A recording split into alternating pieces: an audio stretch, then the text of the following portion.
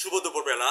অশেষ ধন্যবাদ জানাচ্ছি আমাদের আলোকিত মানুষ হিসেবে এখানে উপস্থিত আছেন আমাদের শ্রদ্ধেয় অর্থ সম্পাদক ইকবাল ভাই। আপনাকে আমি ধন্যবাদ জ্ঞাপন করছি আমার চ্যানেল 99 থেকে, এবং আমাদের সাধারণ সম্পাদক জনাব এখানে আব্দুল আজিজ ভাই, আপনাকে ধন্যবাদ জ্ঞাপন করছি, এবং আমাদের প্রাণপ্রিয় নেতা আছেন। আপনার নামটা একটু বলবেন। মানিক ভাই, আপনাকে আমি ধন্যবাদ জ্ঞাপন করছি। আমরা তিনজন আলোকিত ব্যক্তিকে আমরা পেয়েছি। অ্যাজ ওয়েল আমি সর্বপ্রথম আজিজ ভাই, আপনার কাছে আমি জানতে চাচ্ছি আপনি সাধারণ সম্পাদক নির্বাচিত হওয়াতে আপনার অনুভূতিটা কেমন লাগছে। আপনি সরাসরি আমাদের টিভি চ্যানেল 9-এ তুলে ধরবেন, এবং অনলাইন চ্যানেল ব্রাইট নিউজ 99-এর সঙ্গে থাকেন, এবং জাতীয় পত্রিকা দৈনিক আছে আলোকিত সকালে। আমি সাংবাদিক ফরহাদ ভাই আপনার সঙ্গে আছি। সম্মানিত আজিজ ভাই, আসসালামু আলাইকুম। প্রথমে আপনাকে ধন্যবাদ জানাই। আমরা আমাকে যে প্রশ্নটা করছিলেন সেগুলো আসলে আমরা জন্য শুরু একটা ভাগ্যের বিষয়। আমাদের সিলেট বিভাগীয় বেঙ্গল শ্রমিক ইউনিয়নের সদস্যবৃন্দ আমাকে সাধারণ সম্পাদক হিসেবে নির্বাচিত করেছে।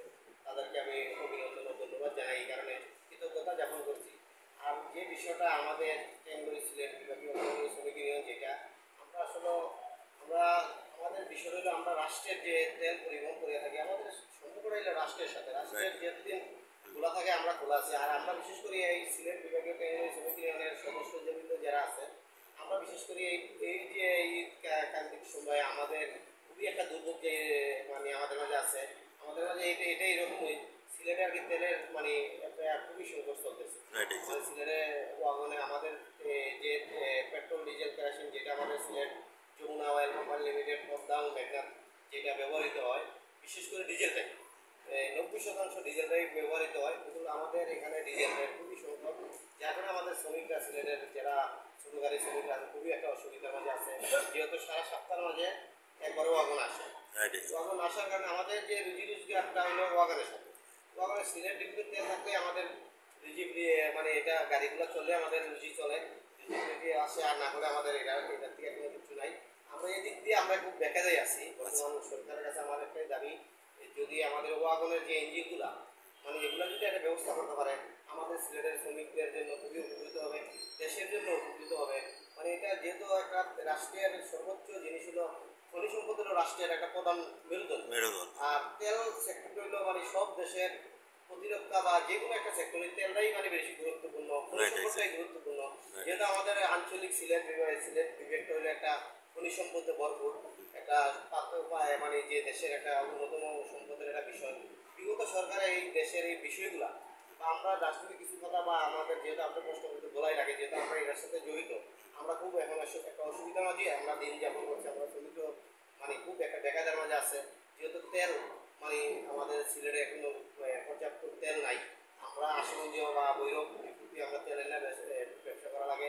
আমার মালিকরাও ক্ষতিগ্রস্ত হইতেছে, আমরা শ্রমিকরাও বেশি ক্ষতিগ্রস্ত হইতেছে। এই আমাদের অবস্থা।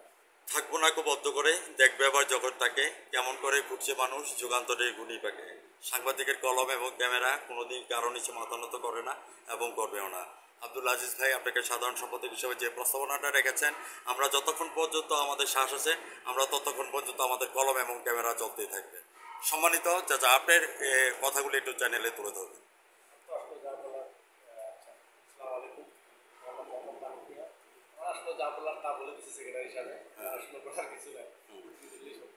নাম তার ছিল যেন হেনরি, ছিল যেন জ্বলন্ত ইঞ্জিন, দুর্গম গিরিকান্তার মরু দুস্তর পারাবার। আমি কিংবদন্তি একজন মানুষের কথা বলছি, যিনি রাজপথ থেকে হাঁটি হাঁটি পাপা করে আজকে আসছে, আমার দেখা আলোকিত ইকবাল হোসেন সাহেব।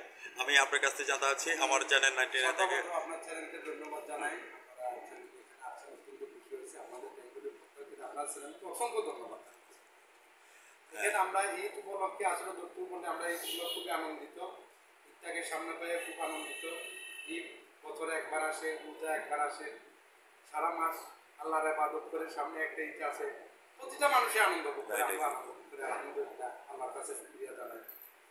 বিশেষ করে আমরা তেল সেক্টরটার ভিতরে এই খনিজ সম্পদটা নিয়ে, তেল হইল দেশের রক্ত, সম্পদ, মেরুদণ্ড নগর রক্ত একটাই আছে।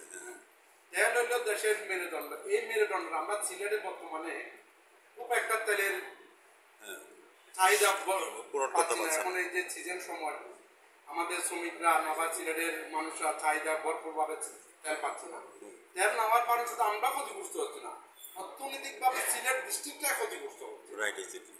শুধু এমন যে না ট্যাঙ্গুরের শ্রমিকরা ক্ষতিগ্রস্ত হচ্ছে তেমন না, ডিস্ট্রিক্টটা ক্ষতিগ্রস্ত হচ্ছে। তেল অভাবের কারণে বিভিন্ন ধরনের অনেক অসুবিধা হচ্ছে রাইট এক্স্যাক্টলি। সারা সিলেটে। তো আমি সরকারের কাছে ডক্টর ইউনূস সাহেব সরকার আছে, আমরা স্বাগতম জানাই ওনাকে। ওনার কাছে আমরা প্রশ্ন, আমরা যেন সিলেটের প্রতি একটা সুদৃষ্টি থাকে এবং সিলেটের একটা ইঞ্জিন যেন দেয়। আমরা তেল সেক্টরের মধ্যে সিলেট শ্রীমঙ্গল মিলিয়া আমরা যেন ভরপুর তেল পাই, এই আসল দেওয়াটা ওনার কাছে আমরা রাখতাম। সিলেটের পক্ষ থেকে ট্যাঙ্গুরি থেকে আমরা ওনার কাছে রাখতাম। ধন্যবাদ। ডাক্তার ইউনূস সাহেবের কাছে আমরাও সাংবাদিক হিসেবে বলবো যাতে একটা ইঞ্জিন যাতে অন্তত পক্ষে থাকে যেখান থেকে তেল উত্তোলন করতে পারে। ইকবাল সাহেব আপনি যে গুরুত্বপূর্ণ পয়েন্টটা তুলে ধরেছেন, আমরা বর্তমান কেয়ারটেকার সরকারের দৃষ্টি আকর্ষণ করছি। আর না হয় আমাদের সাংবাদিকের কলম এবং ক্যামেরা কোনোদিন কারণে কিছু মাথা নত করে না এবং করবে না, কলম এবং ক্যামেরা চলতেই থাকবে। আপনাকে আমি স্বাগতম জানাচ্ছি, কেননা আপনাকে আমি খুব কাছে থেকে দেখেছি যখন আপনারা মানববন্ধন করতেন, সেখান থেকে হাঁটিটি পাপা করে আজকে এই প্ল্যাটফর্মে আসছেন। আমাদের আজিজ ভাই এবং অন্যান্য যারা আছেন, এখন অন্যান্য আমাদের নেতাবৃন্দরা যারা আছেন তাদেরকে আমি শুভেচ্ছা জানাচ্ছি আমার চ্যানেলের পক্ষ থেকে। হাঁটিটি পাপা করে কিন্তু আজকে এই প্ল্যাটফর্মে দাঁড়াচ্ছেন। অবশেষে আমরা গানের মাধ্যমে চলে যাই। এই রমজানের ওই রোজার শেষে এলো খুশির ঈদ।